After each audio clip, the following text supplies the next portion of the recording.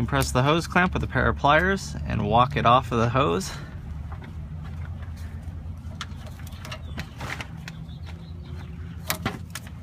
Now we're going to remove the hose by pushing it off of this housing. Sometimes it helps to get a screwdriver up in here and very gently break this loose.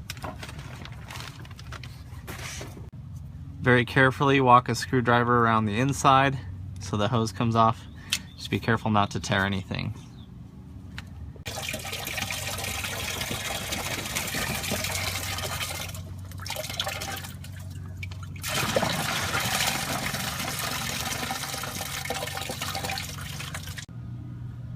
Locate this coolant line coming off the back of the radiator. We're gonna use some pliers to take off this hose clamp. Remove this hose. Just compress the clamp and walk it off. Now pull back on the hose, twisting it side to side if necessary. And if you need to, reach into the front like this and separate the hose a little bit just to break it away from the actual fitting. Alright, next we're going to remove this expansion tank for the coolant overflow. We're going to need as much space as we can. It's a pretty tight fit. In this car, these are 11mm, but that's might not be factory. With pliers, we're going to take off this hose clamp.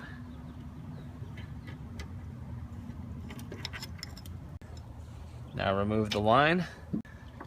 Alright, so remove the hose clamp here for this overflow line, and then just pull on the hose to remove it. On the bottom of the overflow, there's a hose that we need to take off, so just put your pliers on and move that hose clamp, and remove the hose from the bottom of the overflow. To remove the overflow support, we're just taking out these two 8mm bolts. Once you remove these bolts, thread them back in so you don't lose them. Now lift the whole overflow out and set it aside. Okay, next we're going to remove the intercooler pump expansion tank. And to do that, there's two bolts under this cowling that we'll take off, and then there's one bolt around here on the back if you have an aftermarket one like this. And so we'll just start by removing these pieces and take the trim cowl off. This is just 4 screws here.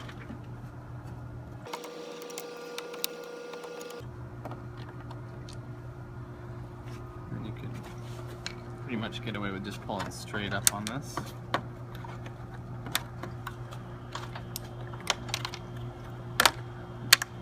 Okay. And these are going to be two 8mm bolts here. So we'll break these loose. Now before removing these entirely, we'll disconnect the coolant hoses.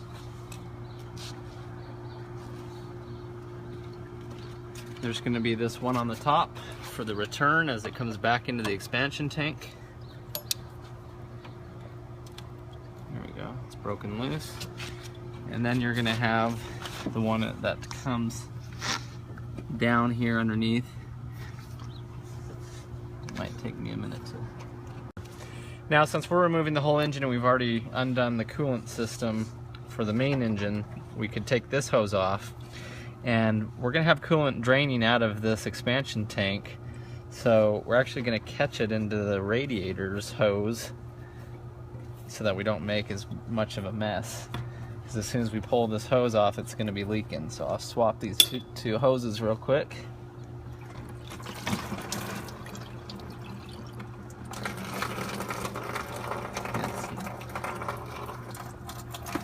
It's not working. So anyhow, so you will be draining at least the expansion tank. So we're going to remove this return hose, let it drain into the bucket, and then remove the expansion tank. So like I said, there would be another one here which wasn't connected by whoever did this last if you have this aftermarket tank. So then just put the screws back in here so you don't lose those. I like to do that wherever possible. And then set the expansion tank out of the way. Next, we're going to remove the radiator to give us more room. And these are just 8mm bolts here. Take one off of each side. And remove each of these mounts.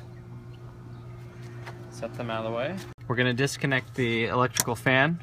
On these, you're going to spread these clips, one on each side, outward, and then separate the plug.